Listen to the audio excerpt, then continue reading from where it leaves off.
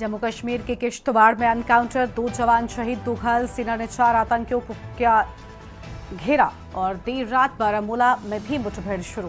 PM Modi का जम्मू कश्मीर और हरियाणा का दौरा, दोनों जगहों पर करेंगे चुनावी रैली। बीजेपी कैंडिडेट्स के लिए वोट की करेंगे अपील। जम्मू कश्मीर में 18 सितंबर को होगी वोटिंग। आज दोपहर 12 बजे हनुमान मंदिर जाएंगे सीएम अरविंद केजरीवाल। जमानत मिलने के बाद हनुमान मंदिर में करेंगे दर्शन पूजन।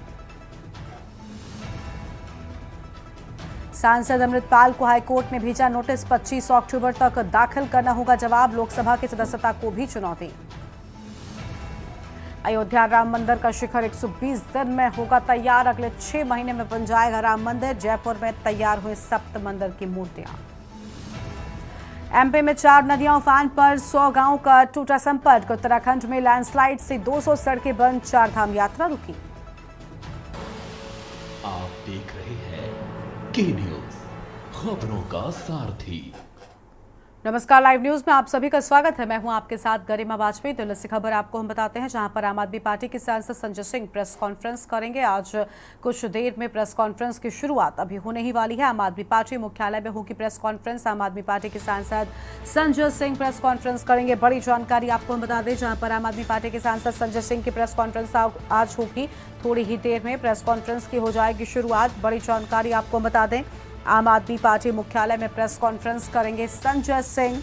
ये बड़ी खबर सामने आई है, जहां पर प्रेस कॉन्फ्रेंस संजय सिंह की ओर से की जाएगी। आपको बता दें, कल अरविंद केजरीवाल जेल से बाहर आ चुके हैं। सुप्रीम कोर्ट की ओर से उन्हें सशर्त जमानत मिल चुकी है और अब प्रेस कॉन्फ्रेंस की जाएगी आम आदमी पार्टी की ओर से। बड़ी खबर आपको हम बता रहे हैं। फिलहाल ये बड़ी जानकारी आपको हम बता दें।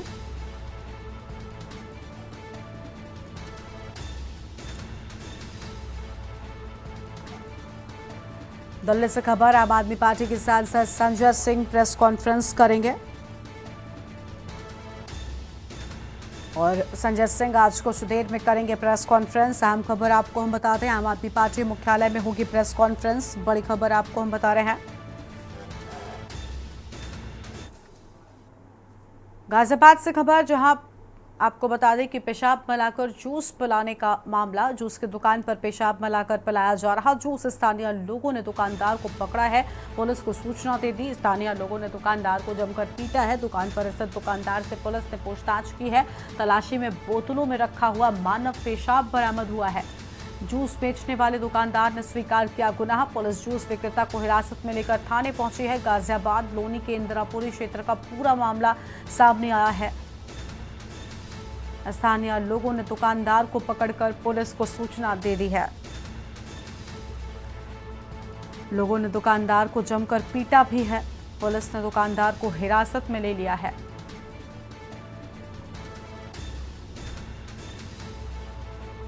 तलाशी में बोतलों में मानव पेशाब भी बरामद हुआ है।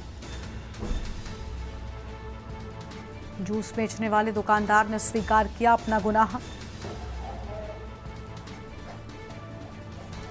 पुलिस जूस विक्रेता को हिरासत में लेकर थाने पहुंची है।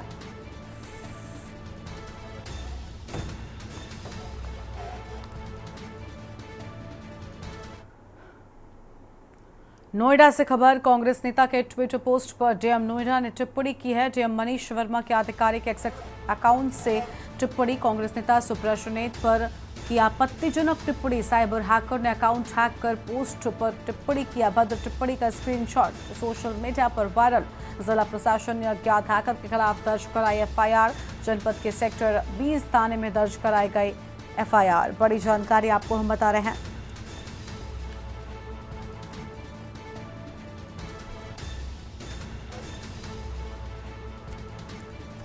अभद्र टिप्पणी का स्क्रीनशॉट सोशल मीडिया पर वायरल हुआ है। बड़ी जानकारी आपको हम बता रहे हैं।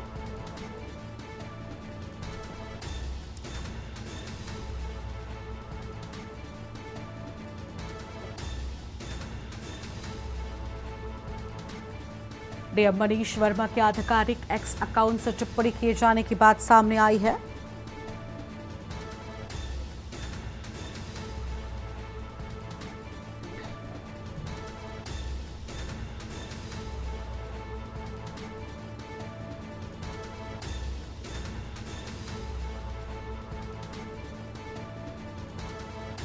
बड़ी जानकारी आपको हम बता दें।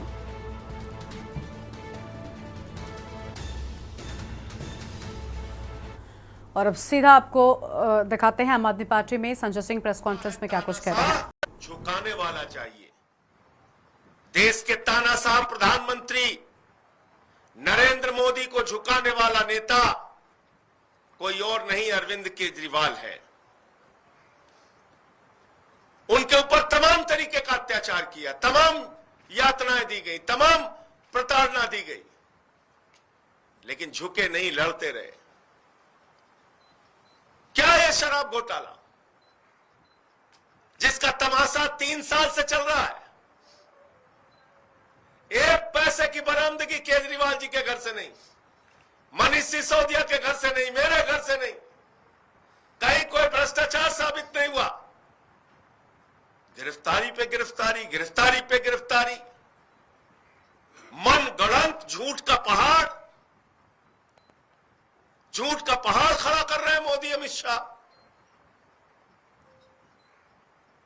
और उस झूठ के पहाड़ को कल के फैसले ने ध्वस्त किया है। तथा कथित शराब घोटाला जिसका न सर है, न पांव है, न कोई प्रमाण है, न कोई तथ्य है, न कोई सबूत है, सिर्फ है प्रधानमंत्री की तानाशाही, सिर्फ है सरकार तोड़ने का मकसद, आम आदमी पार्टी को खत्म करने का मकसद। अरविंद केजरीवाल को ईडी के मामले में लोअर कोर्ट से जमानत मिल गई, लोअर कोर्ट से जमानत मिल गई। भारतीय न्यायपालिका के इतिहास में पहली बार बगैर ऑर्डर की कॉपी के मोदी की एजेंसी ईडी जाती है और हाई कोर्ट से उनकी रिहाई पर रोक लेकर आती है। हाई कोर्ट पर रोक लेके आती, हाई कोर्ट से रोक लेके आती है रिहाई पे, फिर सुप्रीम कोर्ट से बेल मिल जाती है ईडी के मामले में। तो सीबीआई एक झूठा मामला बना के अरविंद केजरीवाल को जेल में ही गिरफ्तार कर लेती है। नियमों के विपरीत, कानून के विपरीत, संविधान के विपरीत एक चुने हुए मुख्यमंत्री को आपने जेल के अंदर ही फिर से गिरफ्तार कर लिया। और कल सुप्रीम कोर्ट ने क्या कहा? 22 महीने तक सीबीआई को अरविंद केजरीवाल की गिरफ्तारी की याद नहीं आई। 22 महीने पहले पूछताछ की गई, 22 महीने तक मोदी जी ने कहा सोते रहो सीबीआई वालों, अमित शाह ने कहा सोते रहो सीबीआई वालों, अभी ईडी से काम चलाएंगे, ईडी से।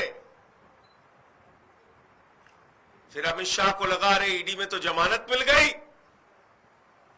तो बोलो 22 महीने पहले जो पूछताछ किया था उसमें जाके गिरफ्तार कर लो। आपने तमाशा बना रखा है, इस देश की जांच एजेंसियों का तमाशा बना रखा है। इसका गुनहगार सीधे तौर पे देश का गृह मंत्री अमित शाह है। सीबीआई अमित शाह के पिंजरे में कैद है।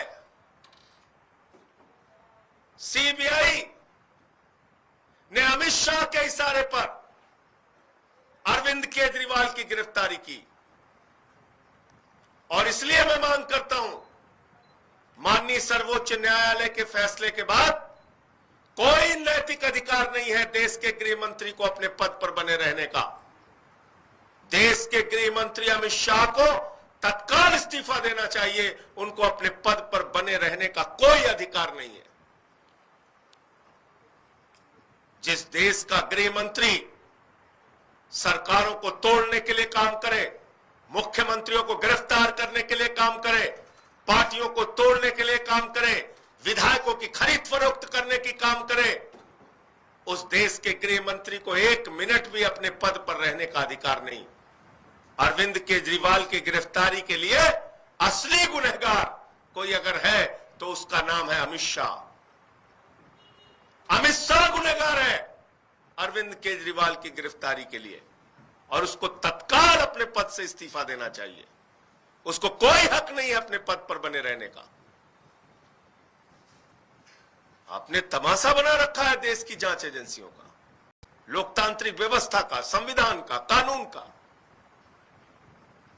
तो इसलिए सुप्रीम कोर्ट के फैसले से साफ तौर पे साबित हो गया है गृह मंत्री अमित शाह ही अरविंद केजरीवाल की गिरफ्तारी के लिए जिम्मेदार हैं। अमित शाह को अपने पद से इस्तीफा देना चाहिए। सीबीआई उनके अधीन आती है, सीबीआई उनके पिंजरे में कैद तोता है जिस तोते से उन्होंने केजरीवाल की गिरफ्तारी कराई। मुझे इतनी बात कहनी थी। और भाजपाइयों को कल से मैं देख रहा हूं चीख रहे हैं, चिल्ला रहे हैं, कह रहे हैं अरविंद केजरीवाल पे ये रोक लग गई, वो रोक लग गई। इसीलिए मैं कहता हूं अनपढ़ों की जमात है भाजपा, गुस्से से, नफरत से भरी हुई पार्टी है भाजपा। बेशर्मी और निर्लज्जता की पराकाष्ठा पे जीती है भाजपा। इतना बड़ा फैसला आ गया सुप्रीम कोर्ट का,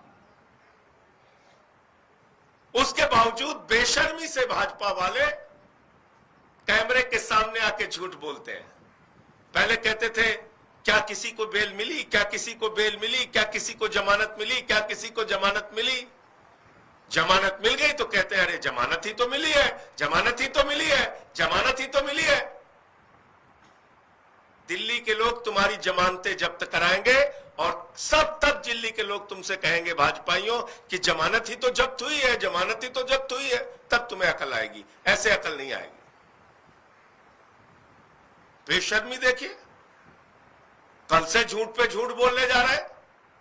इसीलिए भाजपा का नाम मैंने बदल के भारतीय जनता पार्टी से बदलकर बेशर्म झूठा पार्टी रख दिया है। बेशर्मी के साथ झूठ बोलने का अगर रिकॉर्ड कोई पार्टी बना सकती है तो उस पार्टी का नाम है बेशर्म। आप सुन रहे थे संजय सिंह को, जिनकी ओर से बड़ा हमला बीजेपी पर बोला गया है और उन्होंने साफ तौर पर यहां पर भारतीय जनता पार्टी को घेरा और आम आदमी पार्टी के अरविंद केजरीवाल की जमानत को लेकर उनकी ओर से अहम बातें भी कही गई हैं। अब आगे बढ़ते हैं खबरों की ओर और खबर आपको हम उन्नाव से बताते हैं, जहां पर लखनऊ, तो अगली बड़ी जानकारी, माफ कीजिएगा, लखनऊ से बड़ी खबर आपको हम बताते हैं, जहां पर अवैध फैक्ट्री पर खाद्य सुरक्षा औषधि टीम का छापा। बड़ी जानकारी आपको बता रहे हैं, आलमबाग के रामप्रसाद खेड़ा की बालाजी ट्रेडिंग कंपनी में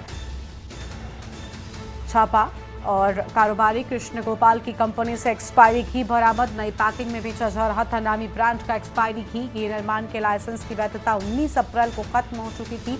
मौके से मिलावट के संदेह पर 11 विभिन्न ब्रांड के नमूने भेजे। नमूने लेकर जांच के लिए खाद्य विश्लेषक प्रयोगशाला भेजे। एफएसडीए की टीम ने 10,771 किलो घी सीज कर दिया है। घी की कीमत 60,26,000 रुपए बताई जाती है। इसके अलग 1,905 लीटर एक्सपायर हुआ घी भी सीज किया गया है। एफएसडीए को मारुति नंदन, रघुनंदन, जयंतिका ब्रांड के टिन भी मिले हैं। एक्सपायर घी को नए ब्रांड के नाम से मार्केट में बेचा जा रहा था। कारोबारी कृष्ण गोपाल को अगले आदेशों तक कारोबार संचालन पर रोक की बात सामने आई है।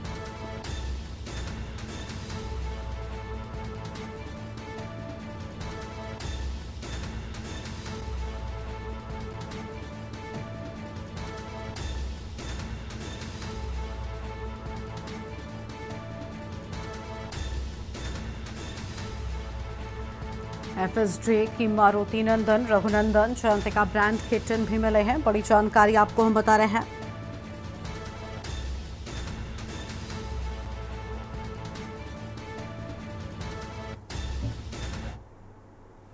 अगली खबर उन्नाव से है। लखनऊ बांगरमऊ मार्ग पर जाम लगा। तेज बारिश के चलते पेड़ गिरने से आवागमन बाधित हुआ। पुलिस बल द्वारा पेड़ हटाने का कार्य जारी है।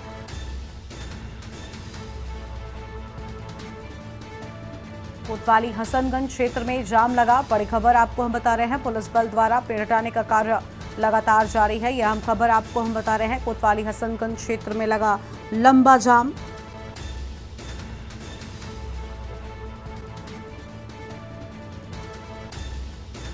बड़ी खबर आपको हम बता दें,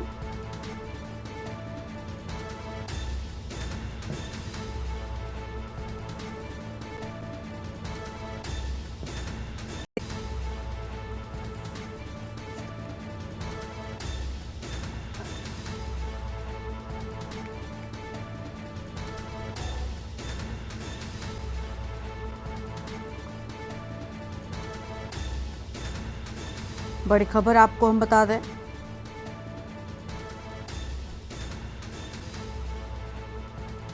पुलिस बल द्वारा लगातार पेड़ हटाने के काम किए जा रहे हैं।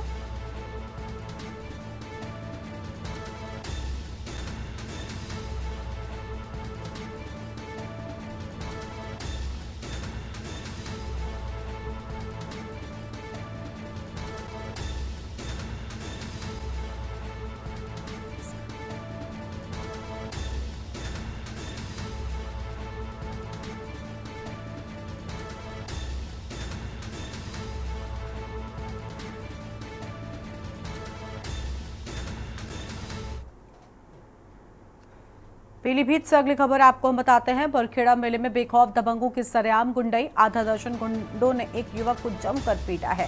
युवक के पिटाई का वीडियो सोशल मीडिया पर वायरल हो गया। बड़ी खबर आपको हम बता रहे हैं, गुंडों ने एक युवक को जमकर पीटा है। युवक की पिटाई का वीडियो सोशल मीडिया पर वायरल हुआ। बड़ी जानकारी आपको बता दें, थाना बरखेड़ा क्षेत्र के मेले का ये वीडियो बताया जाता है। पीलीभीत से खबर, बरखेड़ा मेले में एक युवक की जमकर पिटाई कर दी गई।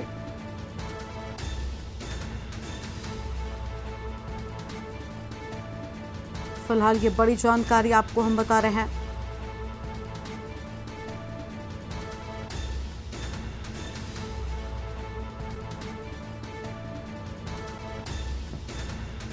पीलीभीत से खबर, बरखेड़ा मेले में बेखौफ दबंगों ने एक युवक की जमकर पिटाई कर दी। बड़ी खबर आपको हम बता दें, युवक की पिटाई का वीडियो सोशल मीडिया पर वायरल हुआ। आम खबर आपको हम बता रहे हैं।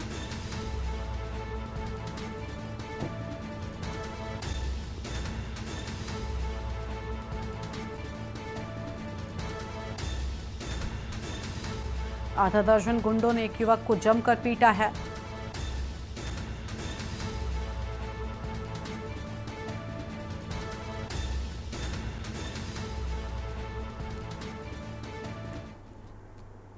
सीतापुर से खबर है, संदिग्ध युवक को चोर समझकर भीड़ ने पकड़ा है। मोहल्ले में संदिग्ध अवस्था में मिला था युवक के पास से पुलिस की वर्दी, कई आधार कार्ड बरामद। कोतवाली से महज चंद कदम दूर पकड़ा गया संदिग्ध युवक।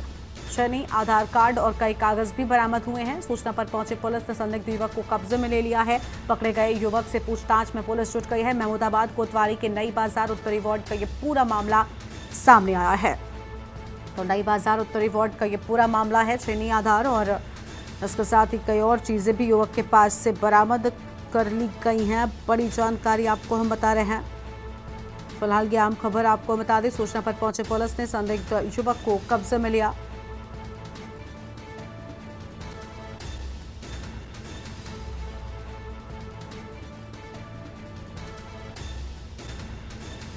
बड़ी जानकारी आपको हम बता रहे हैं।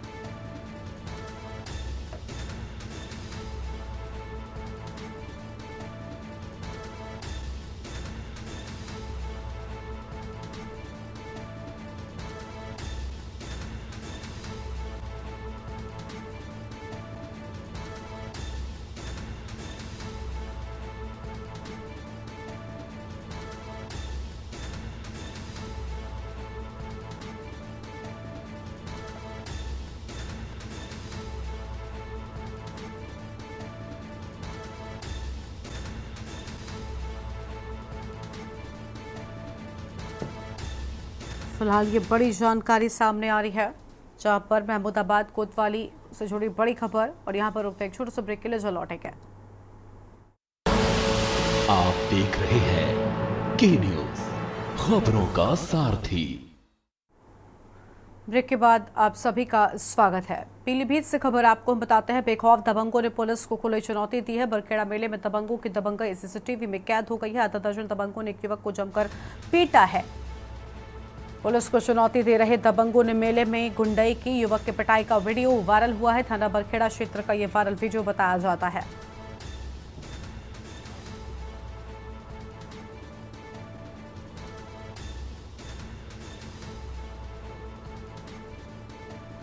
बड़ी जानकारी आपको हम बता रहे हैं।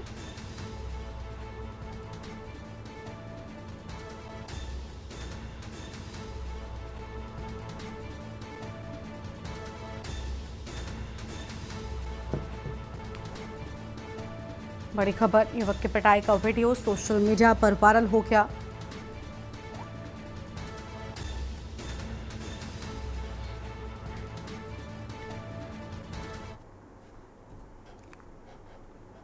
खबर पीलीभीत के थाना क्षेत्र करेली के गांव तिलछी से है, जहां पर बंदरों के हमले से तिलछी निवासी इसरार खान की पुत्री 19 वर्षीय नजमी की मृत्यु हो गई। आपको बता दें कि 8 नवंबर को नाजवी छत से कपड़े उठाने गई थी। इसी दौरान बंदरों ने उस पर हमला कर दिया। बंदरों से डरकर वो घायल अवस्था में छत से नीचे गिरने पर उसे गंभीर चोटें आ गई हैं। पारिवारिक जनों ने उसे बरेली लाइफलाइन अस्पताल में एडमिट कराया, जहां इलाज के दौरान उसकी मृत्यु हो गई। इससे पहले भी बंदरों के द्वारा गाँव में दर्जनों लोग घायल हो चुके हैं और एक अन्य व्यक्ति की गाँव में ही मौत भी हो चुकी है।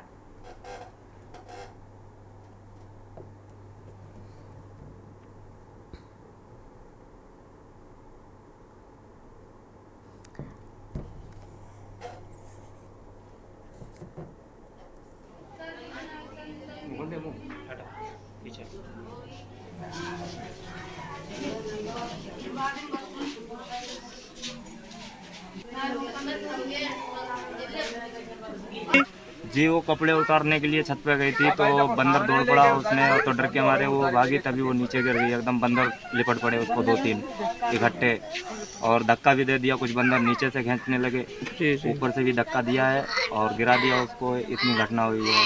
बहन हमारी को चोट भी काफ़ी लगी है, और मतलब जैसे कि कोई घर पे नहीं था। क्या नाम था बेटिया का? बेटी का नाम था नाजवी। बलिया इन दिनों सोशल साइट्स पर रील बनाने का क्रेज युवक व युवतियों के सिर पर चढ़कर बोल रहा है। रील के लिए अब तो थाने और पुलिस बूथ का भी प्रयोग करने लगे हैं लोग। सिकंदरपुर थाना प्रांगण सहित चौराहे स्थित पुलिस पिकेट के पास एक युवती द्वारा बनाया गया रील सोशल मीडिया पर खूब वायरल हो रहा है। खुशी ऑफिशियल के नाम से इंस्टाग्राम आईडी पर शेयर की गई ये रील 3 वीडियो 23 जुलाई के बताए जाते हैं और थाना प्रांगण में युवती ने रील बनाकर वीडियो वायरल कर दिया। गाने पर झूमती नाचती नजर आई है, जबकि दूसरा रील थानाध्यक्ष कक्ष के सामने का है जो 5 सितंबर का बताया जाता है, जहां एक गीत पर वो युवती थिरकती हुई दिखाई दे रही है। हैरत की बात तो यह है कि रील बनाने के दौरान ड्यूटी पर तैनात पहरा मूक दर्शक बनकर सब कुछ देख रहा है। बता दें कि ये दूसरी बार है जब थाना प्रांगण में घुसकर इस प्रकार का रील बनाने का मामला सामने आया है। रील बनाने वाली लड़की आसपास के किसी गाँव की ही बताई जाती है। इसके पूर्व भी सैतवाड़ थाने के सामने रील बनाने का वीडियो वायरल हो चुका है।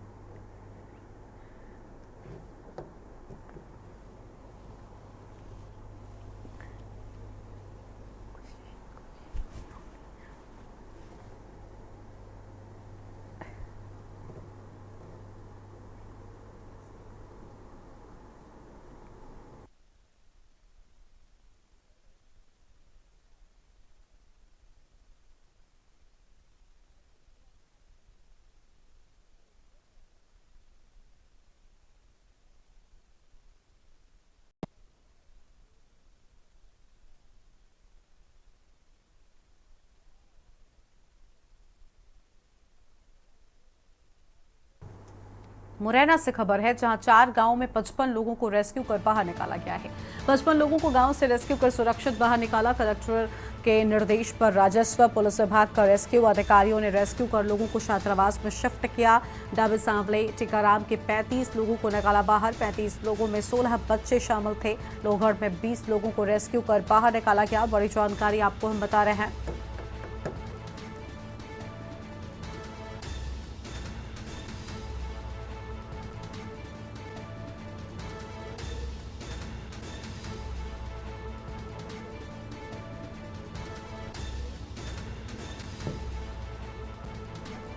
फिलहाल ये बड़ी खबर आपको हम बता दें, 35 लोगों में 16 बच्चे भी शामिल थे।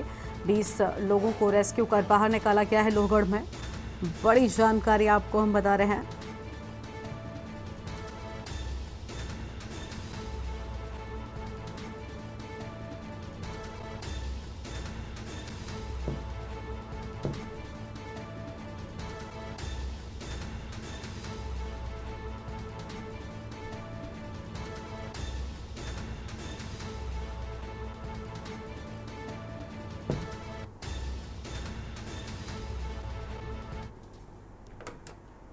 और आगे बढ़ते हैं खबरों की ओर। रतलाम से खबर। 10 दिवसीय गणेशोत्सव का आगाज और अलग अलग जगहों के प्राचीन गणेश मंदिर में आयोजन। रतलाम जिले के पिपलौदा नगर की कोठी पैलेस पर 24 फीट के बड़े गणेश विराजित हैं। 127 साल पुराने प्राचीन इस मंदिर में लोगों की श्रद्धा व आस्था से यहाँ पर आस्था जुड़ी हुई है और आने वाले भक्तों की मन्नतें भी पूरी हो रही हैं। 10 दिनों के दौरान श्रद्धालुओं की संख्या यहाँ पर बढ़ जाती है।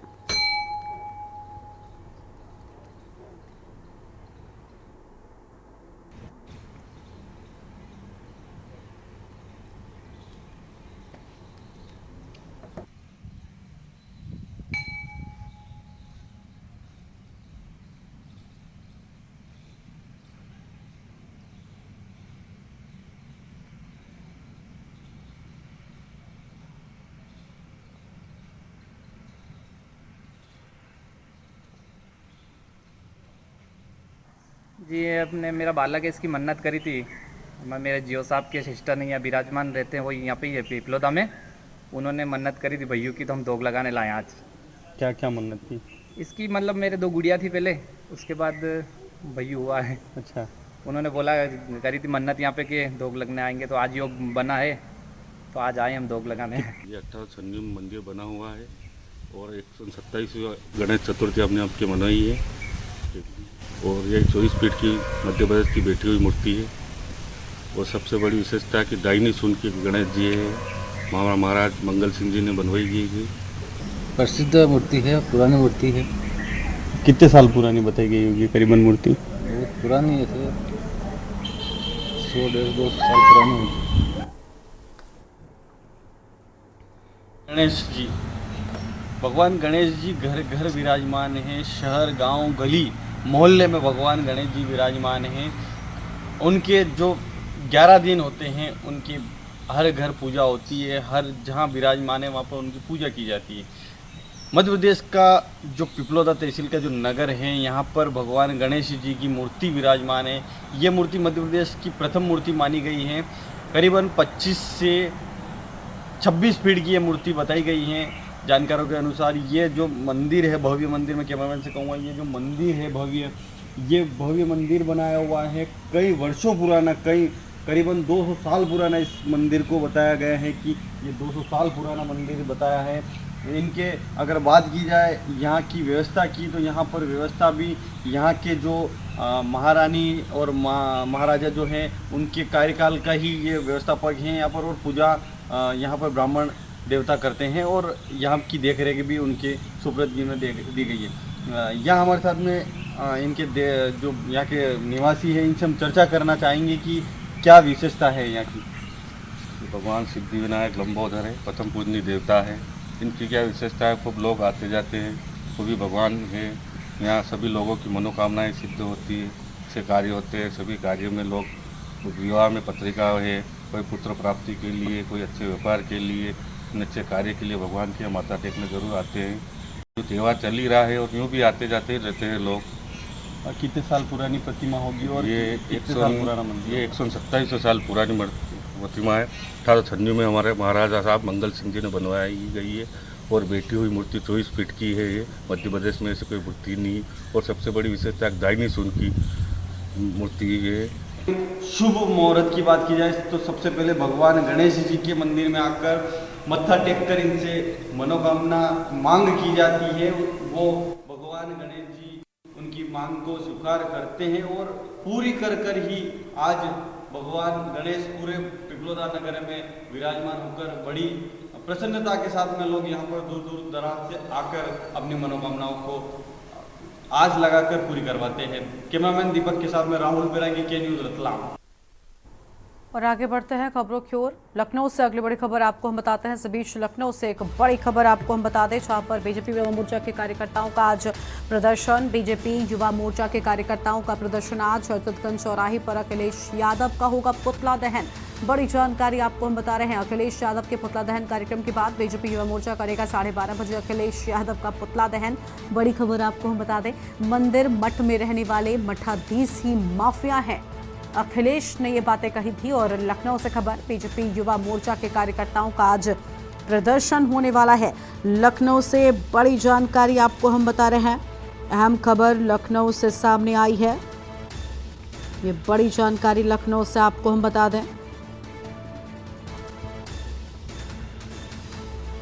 लखनऊ से ये बड़ी खबर आपको हम बता रहे हैं।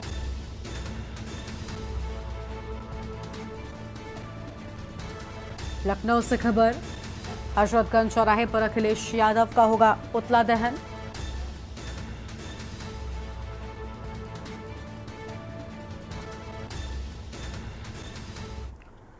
और अब सीधा आपको गोरखपुर लेकर चलते हैं। मुख्यमंत्री योगी क्या कह रहे हैं, सुन लेते हैं। इस वर्ष में प्रधानमंत्री मोदी जी के नेतृत्व में देश के अंदर आई सरकार ने देश को जोड़ने के लिए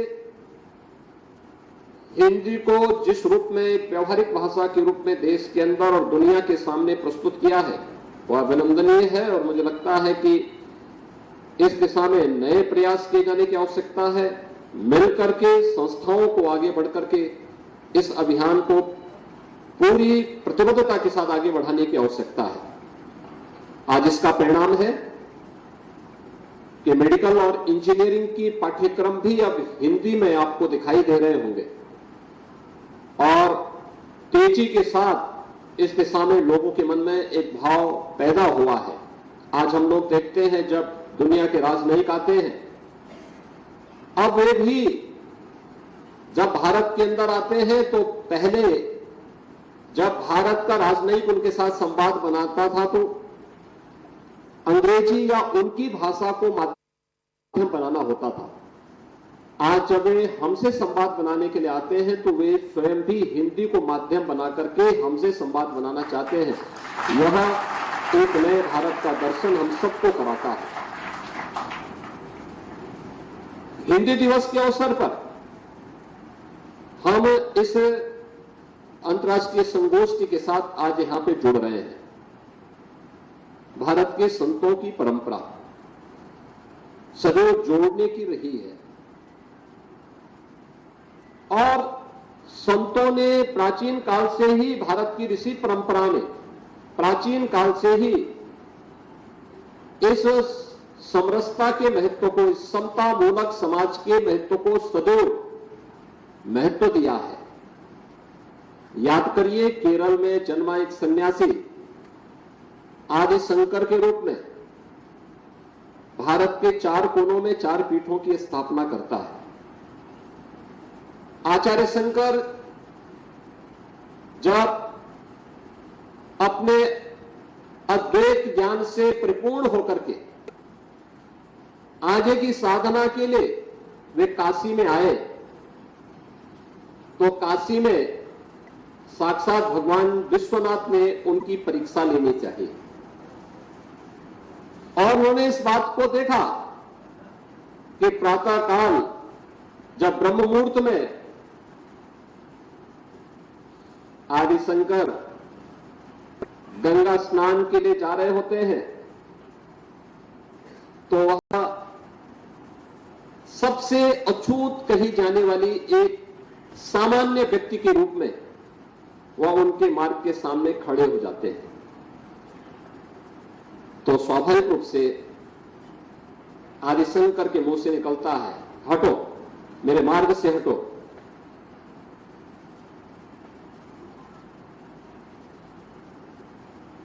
तो सामने से जो चंडाल होता है वह एक प्रश्न पूछता है, क्या आप तो अपने आप को अद्वैत ज्ञान के मर्मज्ञ मानते हैं, आप किसको हटाना चाहते हैं? आपका ज्ञान क्या इस भौतिक काया को देख रही है, इस भौतिक काया के अंदर बसे हुए ब्रह्म को देख रही है? अगर ब्रह्म सत्य है तो जो ब्रह्म आपके अंदर है वही मेरे अंदर भी है। और इस ब्रह्म सत्य को जान करके अगर आप इस ब्रह्म को ठुकरा रहे हैं तो इसका मतलब आपका ये ज्ञान सत्य नहीं है। तो उन्होंने, वे भौचक थे, ये चंडाल के मुंह से इस प्रकार की बात। उन्होंने कहा कि आप कौन हैं, मैं जानना चाहता हूं। उन्होंने कहा कि जिस ज्ञान व्यापी की साधना के लिए दुर्भाग्य से वो ज्ञान व्यापी आज लोग उसको दूसरे शब्दों में मस्जिद कहते हैं, लेकिन वो ज्ञानवापी साक्षात विश्वनाथ ही है। जिस ज्ञानवापी की उपासना के लिए आप केरल से चल करके यहां आए हैं, मैं उसका साक्षात स्वरूप विश्वनाथ हूं। तो वह उनके सामने नतमस्तक होते हैं और उन्हें इस बात का पश्चाताप होता है कि नहीं, ये जो भौतिक अस्पृश्यता है यह न केवल साधना के मार्ग का सबसे बड़ी बाधा है, बल्कि राष्ट्रीय एकता और अखंडता की भी सबसे बड़ी बाधा है। और इस बड़ी बाधा को अगर हमारे समाज ने समझा होता तो देश कभी गुलाम नहीं होता, कभी गुलाम नहीं होता। भारत की संत परंपरा ने कभी भी इस बात को महत्व नहीं दिया। उन्होंने हमेशा समरस समाज पर जोर देने का प्रयास किया। दूसरे संत रामानंद जी के बारे में आप देखें, रामानंद जी ने भारत की उपासना विधि की एक विशिष्ट पद्धति को आगे बढ़ाया, लेकिन इस विशिष्ट पद्धति के साथ साथ उन्होंने कहीं छुआछूत और अस्पृश्यता को कभी महत्व नहीं दिया, कभी भी उसको महत्व नहीं दिया। उन्होंने भी इस पर जोर दिया, और वह जोर था उनका भी उस समय के समाज को जोड़ने के लिए। एक तरफ रविदास उनके शिष्य बनते हैं, दूसरी तरफ कबीरदास उनके शिष्य बनते हैं। एक लंबी परंपरा उस समाज से है जिसे आज भी समाज का एक तबका अछूत मानता है। यानी कभी भी इस बात को महत्व नहीं दिया गया कि समाज में हम छुआछूत और अस्पृश्यता को महत्व दें। भारतीय संत समाज ने, भारत की ऋषि परंपरा ने इसे महत्व नहीं दिया। और वही नाथ पंथ की परंपरा भी, महायोगी गुरु गोरक्षनाथ की परंपरा के बारे में अगर आप देखेंगे तो जाति, मत, मजहब, क्षेत्र, भाषा, इसका इस पूरी परंपरा ने कभी भी अनादर नहीं किया। सबको सम्मान दिया, सबको जोड़ने का प्रयास किया। इन्हें केवल आध्यात्मिक रूप से एक व्यवहारिक धरातल पर उतरा हुआ एक ऐसा उपासना विधि थी जिसने एक और काया की शुद्धि पर ध्यान दिया और उसके माध्यम से आध्यात्मिक उन्नयन के मार्ग को प्रशस्त किया, तो दूसरी तरफ समाज को जोड़ने के लिए भी समरस समाज के माध्यम से समाज के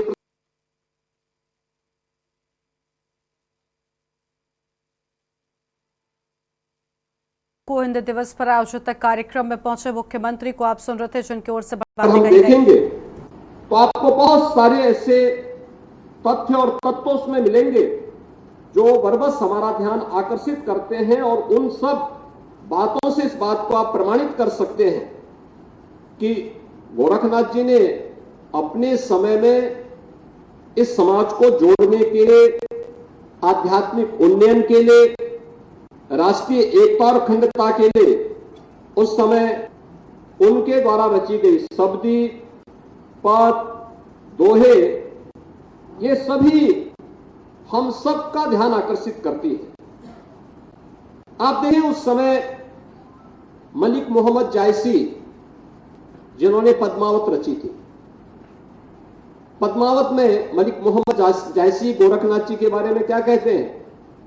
वे कहते हैं, बिन गुरु पंथ न पाइए, भूले सोचो भेंट, जोगी सिद्ध होई तब जब गोरख सो भेंट। ये मलिक मोहम्मद जायसी बोलते हैं। और संत कबीर के बारे में भी अगर आपको देखना है, तो उन्होंने भी इस बारे में, गोरखनाथ जी की योग पद्धति के बारे में जो बातें कही कि गोरख सोई ज्ञान गम गहे, महादेव सोई मन की लहे, सिद्ध सोई जो साधे इति, नाथ सोई जो त्रिभुवन जति। कबीर ग्रंथावली में संत कबीर भी इस बात का उल्लेख करते हैं और तुलसीदास जी तो उससे भी आगे बढ़कर के इस बात को कह देते हैं कि गोरख जगायो जोगो और भगति भगायो लोगो। इस बात का उल्लेख उनके द्वारा भी की जाती है। अगर हम हिंदी दिवस पर हिंदी साहित्य के बारे में जब चर्चा करते हैं तो पूरी संत साहित्य से ये परंपरा आगे बढ़ती है और संत साहित्य की आधारशिला महायोगी गोरखनाथ का साहित्य दिखाई पड़ता है। उस पर शोध और उन कार्यक्रमों को हम आगे बढ़ाएंगे तो आपको दिखाई देगा वे शब्दी, वे पद हिंदी साहित्य के, जिन्हें संकलन भी हिंदी के एक मूर्धन्य विद्वान डॉक्टर पीताम्बर दत्त बड़थवाल ने गोरखवाणी के रूप में किया है और जिसके लिए हिंदी की पहली डी.लिट की उपाधि डॉक्टर पीताम्बर बड़थवाल को प्राप्त होती है। यह हम सब का ध्यान आकर्षित करती है और इसीलिए सबसे पहले हिंदी दिवस के अवसर पर इतनी बड़ी संगोष्ठी, इसमें अलग अलग विद्वानों को एक मंच पर लाना, फिर उनके माध्यम से उन विषयों को लेकर के जो आज के समय के लिए प्रासंगिक हैं, जो इसमें जो मुझे बताया गया कि 6 तकनीकी सत्र इस पूरी संगोष्ठी के दौरान होने हैं, जिसमें नाथ पंथ सिद्ध परंपरा एवं पर एक सत्र होना है, नाथ पंथीय सामाजिक समरसता पर दूसरा सत्र होना है, नाथ विश्वकोश दुनिया के अंदर, देश के अंदर अलग क्षेत्रों में कहां कहां पर, जैसे अभी प्रोफेसर श्री प्रकाश मणि त्रिपाठी जी कह रहे थे, वे मध्य प्रदेश में इंदिरा गांधी राष्ट्रीय जनजाति विश्वविद्यालय की कुलपति के रूप में उन्हें कर्नाटक में पिछले कुछ समय से कार्य करने, वहां रहने का अवसर प्राप्त हुआ। अनेक ऐसे स्थल उस क्षेत्र में उनको देखने को मिले हैं, गांव या कस्बे जो गोरखपुर के नाम पर या गोरखनाथ जी के नाम पर रखे गए। ऐसे ही आप देव स्थानों पर जाएंगे। अभी पिछले दिनों मुझे अयोध्या में कन्याकुमारी, यहां से आपके रामेश्वरम से आए हुए एक संत के कार्यक्रम में जाने का अवसर प्राप्त हुआ। उन लोगों ने अयोध्या का निर्माण कराया था, उसमें मुझे बुलाया था, मैं गया था। उच्च कोटि के आध्यात्मिक संत हैं और उन्होंने मुझे वहां पर आमंत्रित किया था, मैं गया था। उन्होंने मुझे कुछ तमिलनाडु के सुदूर वहां पर गोरखनाथ जी से जुड़े हुए स्थलों का एक प्राचीन साहित्य के कुछ मुझे पांडुलिपियां उपलब्ध करवाई। उन्होंने कहा कि देखिए, हम लोग जब वहां जंगलों में जाते हैं, देखते हैं, तो मुझे यह मंदिर मिले हैं जो साहित्य के साथ साथ आज भी वहां पर इस रूप में अवस्थित हैं और ये गोरखनाथ जी का ये प्राचीन मंदिर, ये साधना स्थली किस रूप में वहां पर स्थित है। सैकड़ों वर्ष पुराने स्थल आज भी वहां पर मौजूद है। आप जब कर्नाटक में जाते हैं, कर्नाटक की परंपरा में आप देखेंगे तो कर्नाटक की परंपरा में मंजुनाथ का महत्व, बड़ा भारी महत्व कर्नाटक। जब कर्नाटक में आप जाते हैं, मंजुनाथ के बारे में जानकारी लेते हैं, तो वहां की परंपरा एक बात कहती है कि मंजुनाथम ही गोरक्षम, यानी मंजुनाथ जो है, यह गोरखनाथ ही मंजुनाथ वहां पर मंजुनाथ के रूप में है और उनकी एक परंपरा है। उसके लिए हमारी नाथ पंथ की एक यात्रा भी जाती है। अगर आप महाराष्ट्र की परंपरा में आते हैं, पूरी वारकरी संप्रदाय जो संत ज्ञानेश्वर से चलती है, अपने ज्ञानेश्वरी में संत ज्ञानेश्वर भी इस बात का उल्लेख करते हैं मात्र 16 वर्ष की उम्र में उन्होंने गीता पे एक टिप्पणी लिखी थी, टीका लिखी थी, और उस टीका में उन्होंने उल्लेख किया कि ये ज्ञान उन्हें कहां से प्राप्त हुआ। तो उनके द्वारा इस बात का उल्लेख किया जाता है कि मैंने ये ज्ञान मत्स्येंद्र नाथ से गोरखनाथ, गोरखनाथ से फिर निपृतनाथ, निपृतनाथ से की जो एक परंपरा है वहीं से। तो हिंदी दिवस पर आयोजित कार्यक्रम में पहुंचे थे मुख्यमंत्री योगी आदित्यनाथ। उनकी ओर से अहम बातें कही गई हैं। अब आगे बढ़ते हैं खबरों की ओर। ग्यारसपुर में किसान मजदूर महासंघ ब्लॉक इकाई ग्यारसपुर के द्वारा विशाल ट्रैक्टर रैली का आयोजन किया गया, जिसमें सैकड़ों की संख्या में किसान अपने ट्रैक्टरों के साथ पहुंचे। बस स्टैंड पर आम सभा का आयोजन किया गया, जिसमें किसान नेता शिव कुमार कक्का ने मंच से किसानों को संबोधित करते हुए कहा कि जिस दिन जेल जाना सीख जाओगे उस दिन सरकार पर नकेल कस दोगे। किसानों के खून पसीने की कमाई का दाम उन्हें मिलना चाहिए। सोयाबीन 6,000, धान 4,000 रुपए कुंतल सरकार को खरीदना चाहिए।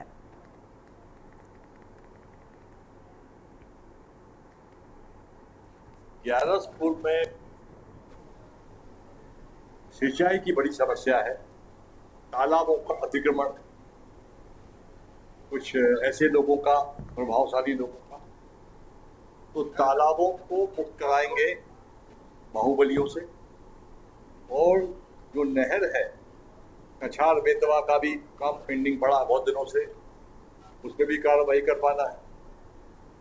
लैंड में बहुत सारे प्रकरण लंबित होते हैं, खुर्द बटान, मोदी पैदाइशी तमाम चीजों के, उस पर भी सरकार को कहा है। ये तमाम स्थानीय मुद्दे हैं। और सरकार ने जो अभी एमएसपी पर, क्योंकि कृषि मंत्री इसी क्षेत्र से आते हैं, तो एमएसपी पर क्रय करने के लिए आदेश जारी किया है।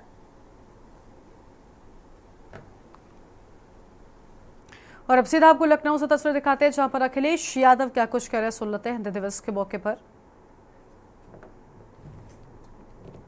और बुलाता हूं कि जब कभी भी कोई बड़ा कार्यक्रम होगा आपको जरूर उन कार्यक्रमों में आमंत्रित करूंगा, जिससे बहुत सारी जानकारी हम लोगों को। हिंदी दिवस के दिन हिंदी के साहित्यकारों का सम्मान करना और भाषाओं के बारे में जानकारी होना, जिस तरह हमारे साथ बताया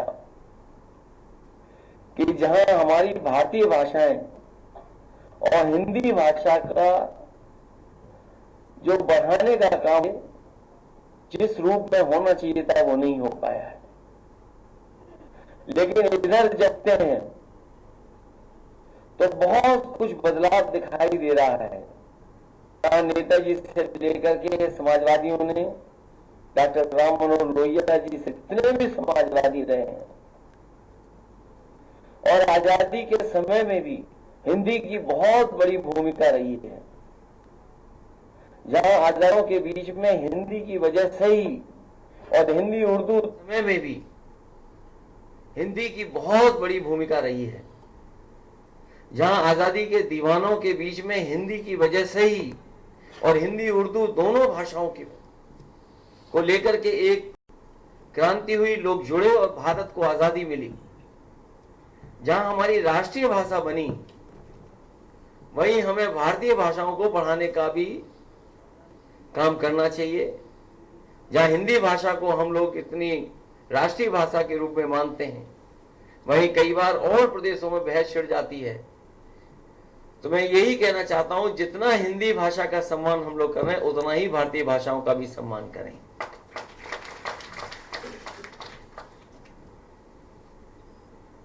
मैं इस मौके पर मैं अपने तमाम समाजवादी साथियों का भी धन्यवाद दूंगा, और खासकर प्रमोद त्यागी जी का, कि जिन्होंने कर्ण महाभारत के सबसे मुख्य वीर, या कहें ऐसा, जो दुर्योधन के साथ था। दुर्योधन को भी ये पता था कि अगर कर्ण रहेगा हमारे साथ तो महाभारत जीती जा सकती है, और कर्ण अगर हमारे साथ नहीं है तो महाभारत में हम दूसरे पक्ष का मुकाबला नहीं कर पाएंगे। और कई बार ये मौका मिला है और उसमें सीखने को मिला है कि एक मित्र क्या होता है। एक ऐसा मित्र जिसे ये पता था कि मैं युद्ध हारूंगा और मेरी जान जाएगी, लेकिन उसके बावजूद भी उसने मित्रता नहीं छोड़ी। ऐसा पात्र कर्ण है। मैं गुणवीर राणा जी का भी धन्यवाद देता हूं, जिन्होंने आज अपनी किताब आंसुओं की सभा को भेंट किया है। इसके साथ साथ जितने भी साहित्यकार हैं, मैं उनका भी स्वागत करता हूं और भरोसा दिलाता हूं, जिस तरीके से राम मनोहर लोहिया जी, नेताजी और समाजवादियों ने जो हिंदी के बढ़ाने के लिए, संवर्धन के लिए, संरक्षण के लिए जो काम किया है, उस काम को आगे बढ़ाएंगे। मुझे याद है आदरणीय उदय प्रताप सिंह जी जब हिंदी संस्थान के अध्यक्ष उपाध्यक्ष थे, उन्होंने हिंदी के लिए बहुत महत्वपूर्ण काम किया। जितने भी साहित्यकार थे, कवि थे, उन्हें ढूंढ ढूंढ करके सम्मान करने का काम उस समय हुआ था। यश भारती से भी सम्मानित करने का काम हम लोग किया था। हिंदी बढ़े, हिंदी के साथ साथ हमारी भारतीय भाषाएं बढ़े, हमारी उर्दू बढ़े, यही संकल्प लेकर के हिंदी दिवस की मैं आप सबको बहुत बहुत बधाई और बहुत बहुत शुभकामनाएं देना चाहता हूँ। तो सपा अध्यक्ष अखिलेश यादव को आप सुन रहे थे। हिंदी दिवस के मौके पर उनकी ओर से बधाई दी गई और इसके साथ ही कई अहम बातें भी कही गई हैं। और लाइव न्यूज में इतना ही। आप देखते रहिए न्यूज़ इंडिया। नमस्कार। आप देख रहे हैं के न्यूज़, खबरों का सारथी।